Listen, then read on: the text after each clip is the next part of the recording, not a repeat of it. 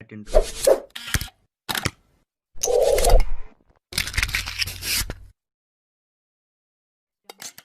में आपका स्वागत है। दोस्तों, सीटेट जब भी आता है, आप सभी जानते हैं सीटेट जो क्लियर होता है वो पैडागोजी बेस होता है। ठीक है, अगर आपको पैडागोजी आती है तो समझ ले आप कि सीटेट आप पास कर देंगे। ठीक है, अगर आपको पैडागोजी नहीं आती है तो आप सीटेट को क्लियर नहीं कर सकते। तो दोस्तों, आज भी इस वीडियो में आपको पैडागोजी से संबंधित एक ट्रिक बताऊंगा, कैसे आप आसानी से पैडागोजी को सोल्व कर सकते हैं। ठीक है, तो आज हम चर्चा करते हैं ईवीएस पैडागोजी की। देख लेते हैं ईवीएस पैडागोजी भी क्या है। चलिए जी, शुरू कर लेते हैं। पर्यावरण अध्ययन की संकल्पना एवं क्षेत्र। दोस्तों, पर्यावरण क्या होता है? परिप्लस आवरण, जो भी चीजें हमें चारों ओर से घेरे रहती है, पर्यावरण कहलाती है। ठीक हो, यानी बालकों को पर्यावरण पढ़ाना। संकल्पना क्या होती है? संकल्पना तीन होती है, इसके कारक तीन होते हैं, इनको भी समझेंगे। और क्षेत्र क्या होते हैं? जो पारिस्थितिकी में मनुष्य, स्वास्थ्य, वन के क्षेत्र आदि आते हैं। ठीक है, अब देख लेते हैं संकल्पना के कारक कौन कौन से हैं। जैविक कारक है, भौतिक कारक है, सांस्कृतिक कारक है। अब दोस्तों देख लेते हैं कि इन जैविक कारक, भौतिक कारक, सांस्कृतिक कारक में क्या क्या आता है। ठीक है, जिनमें भी जीवन है वो सब जैविक कारक है, जैसे पेड़ पौधे, जीव जंतु आदि। भौतिक कारक कौन से हैं? सभी निर्जीव वस्तु भौतिक कारक होती हैं। ठीक है, जैसे पेन, साइकिल आदि। सांस्कृतिक कारक क्या होते हैं? जो लोगों की सामाजिकता से संबंधित हो वो सांस्कृतिक कारक होते हैं, जैसे देश, समाज आदि। चलिए नेक्स्ट देखते हैं। आप टेंशन न लें, बिल्कुल भी आप जो है इस वीडियो को पूरा देखें, आपको इसमें ट्रिक भी बताऊंगा कैसे आपको पैडागोजी सोल्व करनी है। पर्यावरण का महत्व, एकीकृत पर्यावरण। ठीक है, इसको भी देख लेते हैं। देखिए, पर्यावरण का जो महत्व है ये क्या है? यदि बालक को शुरू से ही पर्यावरण पढ़ाया जाएगा तो वह उसके महत्व को समझेगा और वह कभी पर्यावरण को हानि नहीं पहुंचाएगा। वह उसकी सुरक्षा करेगा जो उसके लिए जरूरी है। पर्यावरण के बगैर मनुष्य का जीवन संभव नहीं है। ठीक है, आपको पता होना चाहिए। एकीकृत पर्यावरण क्या होता है? एकीकृत पर्यावरण को एकीकृत इसलिए कहा जाता है कि जो पर्यावरण पाठ्य सामग्री है उसमें बहुत से विषय सम्मिलित किए गए हैं, जैसे भूगोल है, जीव विज्ञान है आदि विषय मिलाए गए हैं। ठीक है जी, चलिए नेक्स्ट देख लेते हैं। पर्यावरण शिक्षा देख लेते हैं। ठीक है, पर्यावरण शिक्षण क्या है? पर्यावरण शिक्षा को प्राथमिक स्तर से शुरू कर देना चाहिए ताकि बालक, बच्चे उसके प्रति संवेदनशील रहें, उसे सीख सके। पर्यावरण शिक्षा प्राथमिक स्तर पर अनिवार्य होती है। ठीक है, चलिए जी नेक्स्ट देख लेते हैं।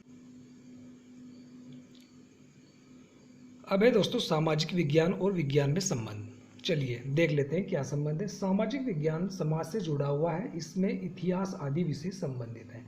ठीक है, विज्ञान क्या है? विज्ञान सामाजिक विज्ञान को समझने में सहायता करता है। विज्ञान हमारे दैनिक जीवन से संबंधित है। आज के समय में विज्ञान के बिना जीवन संभव नहीं है। ठीक है, सतत एवं व्यापक मूल्यांकन, इसको भी देख लेते हैं। इंपॉर्टेंट है, यहाँ से क्वेश्चन बन जाता है और बनता भी है। सतत निरंतर मूल्यांकन करना, इससे यह पता चलता है कि बच्चा कहाँ त्रुटि कर रहा है। ठीक है, बच्चा कहाँ त्रुटि कर रहा है, शिक्षक उसकी त्रुटि में सुधार कर सके, इसलिए मूल्यांकन निरंतर सतत होना चाहिए, जिससे शिक्षक यह पता चलता है या शिक्षक को यह पता चलता है कि उसमें कितने सुधार की जरूरत है। ठीक है, ऐसे व्यापक मूल्यांकन देख लेते हैं क्या होता है। व्यापक मूल्यांकन में बच्चे के सभी क्षेत्रों का मूल्यांकन किया जाता है, न कि सिर्फ एक का, जैसे शारीरिक विकास का मूल्यांकन, खेल का मूल्यांकन, सामाजिक विकास का मूल्यांकन आदि सभी व्यापक मूल्यांकन के अंतर्गत आते हैं। चलिए जी नेक्स्ट देख लेते हैं। फिर इंपॉर्टेंट है शिक्षण सहायक सामग्री। यह तीन प्रकार की होती है, श्रव्य, दृश्य, दृश्य श्रव्य। ये सभी क्या है? शिक्षण को रुचिकर बनाती है। शिक्षण की समस्याएं, शिक्षण की समस्याएं निम्नलिखित है। कौन कौन सी है? शिक्षण विधियों का गलत होना या प्राकृतिक संसाधनों की कमी होना, बच्चे के अंदर रुचि न ला पाना। ठीक है, ये क्या है? शिक्षण की समस्याएं हैं। चलिए जी नेक्स्ट देख ले। अब है पर्यावरण शिक्षण के तरीके। ठीक है, ये भी इंपॉर्टेंट है, यहाँ से भी क्वेश्चन बनते हैं। क्या है? आगमन विधि। पहला है आगमन विधि। इसमें बच्चा उदाहरण का प्रयोग करते हुए नियम बनाते हैं, ठीक है, या नियम बनाता है। ऐसी निगमन है, ये आगमन का उल्टा है। यह आगमन की उल्टी विधि है, इसमें बच्चा नियम का प्रयोग करके समस्या को सुलझाता है, ठीक है। नेक्स्ट आती है भी संश्लेषण विधि। संश्लेषण विधि में क्या होता है, इसका अर्थ है इकट्ठा करना। इसमें किसी भी चीज को इकट्ठा करके निष्कर्ष निकालना संश्लेषण विधि कहलाती है। एक है विश्लेषण विधि। इस विधि में प्राप्त आंकड़ों को छोटे छोटे टुकड़ों में बांटकर निष्कर्ष तक पहुंचते हैं, ठीक है। नेक्स्ट है फिर आपकी भ्रमण विधि। भ्रमण विधि क्या है, किसी भी क्षेत्र का भ्रमण करने से पर्यावरण अध्ययन को पढ़ाने में सहायता मिलती है, ठीक है, यह है भ्रमण विधि। नेक्स्ट आती है ह्यूरिस्टिक विधि। इस विधि को खोज विधि भी कहा जाता है। इसमें बच्चा नए नए तथ्यों की खोज करता है और वह सीखता रहता है। नेक्स्ट भी जांच पड़ताल या निरीक्षण विधि। इसमें क्या होता है, किसी भी चीज की जांच करना, पड़ताल करना निरीक्षण विधि कहलाती है। नेक्स्ट है समस्या समाधान विधि। इस विधि में कोई भी कार्य समस्या के रूप में बच्चों के समूह में दे दिया जाता है और शिक्षक उनकी सहायता करता है और बच्चे अपने आप स्वयं समस्या का हल ढूंढते हैं, ठीक है। चलिए जी नेक्स्ट देख लेते हैं। अब है दोस्तों, आप ये ट्रिक ध्यान रखना, ठीक है, ये बिल्कुल आपके लिए इम्पोर्टेंट है। ये सबसे बेस्ट ट्रिक है, आपको कोई नहीं बताएगा, ठीक है। अब आपको करना क्या है, आपके सामने एग्ज़ाम आ जाता है और आप पेपर लेके पढ़ने लगते हैं। अब आपको करना क्या है, देखिए सीटेट पेडागोजी में जब भी आप उसको सोल्व कर रहे होते हैं तो आपको क्या करना है क्या नहीं करना है, ये आपको ध्यान रखना है। इस बेस पर आप अपना सीटेट क्वालिफाई अच्छे मार्क्स से कर सकते हैं। चलिए अब देख लेते हैं। देखिए मैं आपको दिखाना चाहूँगा कि ये मैंने एक साइड लिखा हुआ है क्या करें, ठीक है, और क्या ना करें। तो क्या करें वो देख लेते हैं। एकीकृत विषय आपको दिखता है तो आप टिक कर सकते हैं, ठीक है। खोजने एवं सीखने के अवसर टिक कर सकते हैं। प्रकृति से संबंधित तथ्य आपको मिलेगा तो आप लगा सकते हैं। दत्त कार्य, अधिगम विस्तार, प्रजातांत्रिक परिवेश, छात्र क्रियाशील होने चाहिए, समाज से अंतःक्रिया, हस्तपरक अनुभव, परियोजना कार्य।